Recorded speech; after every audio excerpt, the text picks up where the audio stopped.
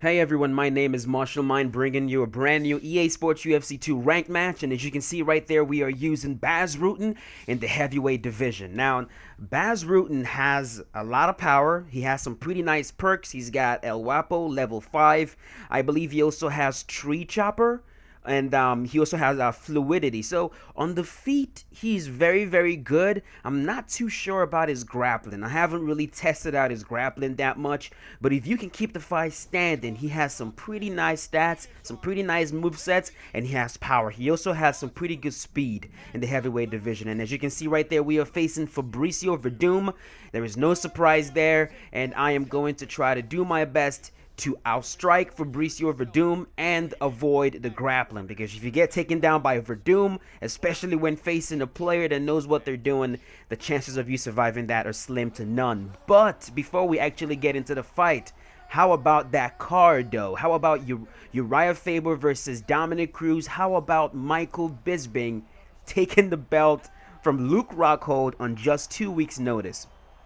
Those fights were absolutely insane. I really enjoyed the main event, and the fight between Dominic Cruz and Uriah Faber solidifies what I've been saying over and over and over again. This whole tough guy image, this whole bang bro generation of mixed martial arts fans, I can't wait for them to die off. Personally, I really can't wait. All these guys who, unless you're brawling, unless you're moving forward, getting punched in the face, brawling, throwing punch after punch after punch, unless you're doing that, they don't look at you as a talented fighter. They look at you as a pussy. They call you a runner. They call you a coward. All you do is you run, bro. I can't wait for that generation to die off. Guys like Dominic Cruz, Demetrius Johnson, Stephen Thompson. In the heavyweight division right now, we've got Alistair Overeem. These guys, even Junior Dos Santos, these guys are starting to bring out what striking is supposed to be about, which is to hit your opponent without getting hit. That is the main goal in kickboxing. You want to outstrike your opponent, and outstriking someone does not mean knocking them out. It does not mean hurting them. It does not mean damaging them. It simply means landing shots without getting hit. It is that simple. And that is why I'm a big fan of a guy like Floyd Mayweather in boxing.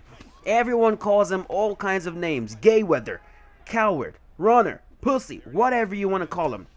Go in there and beat him though. Go beat him. Go hit him.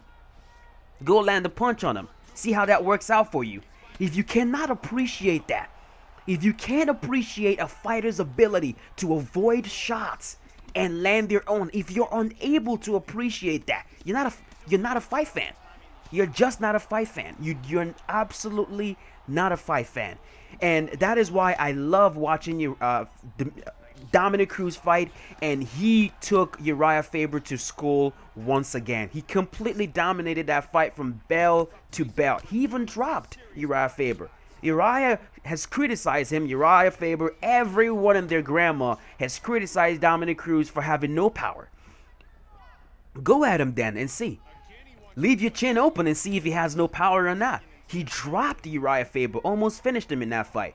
All these guys, they've got power. Some of them have more power than others, but Dominic Cruz, his whole entire game is his movement, his footwork, being elusive. He makes you miss, which frustrates you, which makes you tense up, takes you out of your game. I mean, Uriah Faber at one point, he became so stationary.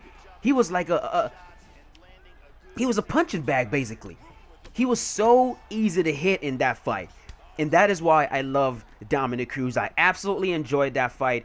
And by the way, sorry I'm not commentating over this fight with Baz Rutten. I just have so much on my mind that I need to talk about. The next thing that I want to talk about is Michael Bisping. Oh my goodness, Michael Bisping came in on 2 weeks notice and defeated Luke Rockhold. Rockhold was extremely cocky in that fight. He was dropping his hands. Apparently he wanted to try something new. he was working his boxing in camp, and he thought that he could come in there and use his boxing to just defeat Michael Bisping. But Bisping is one of those fighters that he's very technical. His punches is very crisp, very technical, very straight to the point. He does not make a lot of mistakes when he throws punches. And he found that opening. He found the clear opening, landed that left hook, and destroyed Luke Rockhold.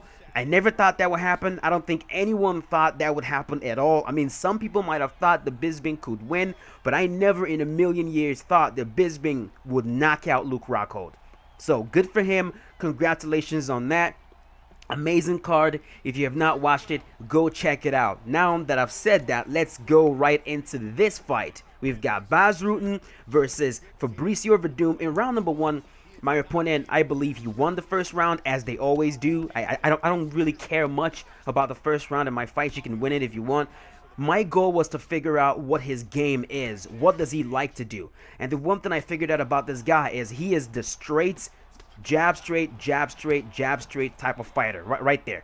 He loves to use the jabs and the straights because those strikes gives you hit reactions and they have stopping power when you land.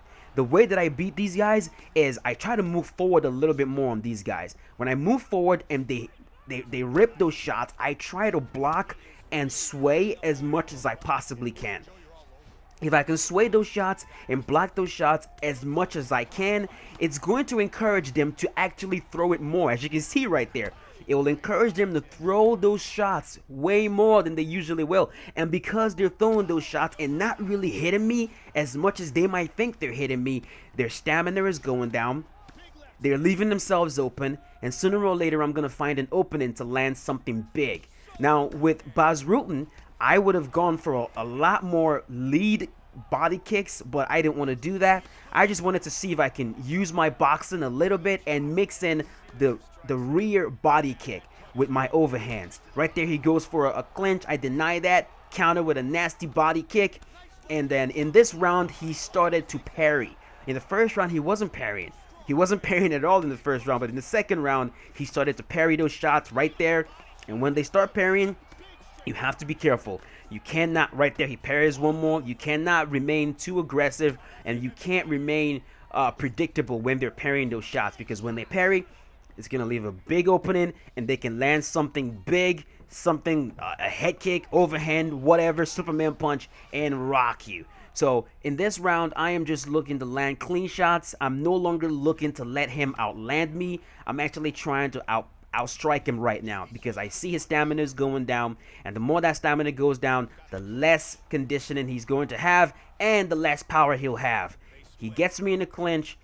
I'm able to get out, and right there he is starting to step in jab. He'll do it again, step in jab.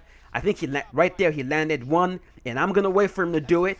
I'm gonna wait for him to step in jab. I'm gonna sway the jab and hit him with a body kick. Wait for it. Wait for it. Wait for it. Whoop! Body kick right there. Right there. Sometimes when I face players and I use the step-in jab against them, they try to do it back to me. When you do it back to me, I'm waiting to sway that thing. I am watching you. The second I see that jab, I sway back, and around 90% of the time, I'll be able to land a counter after the sway. So, round number 2 successful. We were able to outland him. We landed right there, that big overhand to the head. We landed the body kick as well. Body kick after the sway. And I actually landed a few uppercuts, and I landed some leg kicks. So far the fight's going good. We're doing good. Everything is working out fine. We're using our movement well. We're using our sways. We're countering properly. Third round. Let's see what happens. Third round. This fight does not go the distance. You can count on that. Third round, he comes out aggressive. He is standing in front of me, but of course, when you do that, you get hit. And I am just lighting this dude up. I am hitting him all over the place, going for the body kick, looking for the straight uppercut, straight, looking for the jab. Look at that. Now he's hurt. Body kick, he blocks that one. I hit him with a straight. He's backing up. Can he survive that? Can he survive? Yep, he survives that for now. He is almost done. It is only a matter of time now. He is hurt. He is hurt, but rather than back up and try to recover, he is still trying to throw shots, which is a bad, bad, bad idea. And right now, all I am doing is just looking to land a straight shot. Looking to land something clean, something heavy, something big. Land a straight uppercut. He backs up. He's blocking his body well. I'm looking for it. I land the overhand left. He's going for body hooks while he's hurt. Head kick. I hit him with a head kick of my own. He's going to hit me with one more head kick. I'm going to block it. Let's see it. Wait for it. Wait for it. Head kick. Straight. Knockout. Fight is over, ladies and gentlemen. Bas Rutten knocks out Fabricio Verdum in the 3rd round. Let me know what you guys thought about that fight in the comment section below. Let me also know what you thought about the card, the main card. What do you think about Uriah Faber? Who do you think in that division can beat, I mean, not Uriah Faber, I'm talking about Dominick Cruz. Who do you think in the bantamweight division can actually beat Dominick Cruz? I think it's TJ Dillashaw. That's who I think can do it. I think it's TJ. I don't think anyone else can do it. And also let me know what you thought about that Michael Bisping versus Luke Rockhold fight. Do you think it's a fluke? Do you think Bisping will be able to hold that belt for too long? Let me know in the comment section. And I will see you guys in the next EA Sports UFC 2 ranked match using a heavyweight. Be safe, guys, and thank you for watching. Have a great day.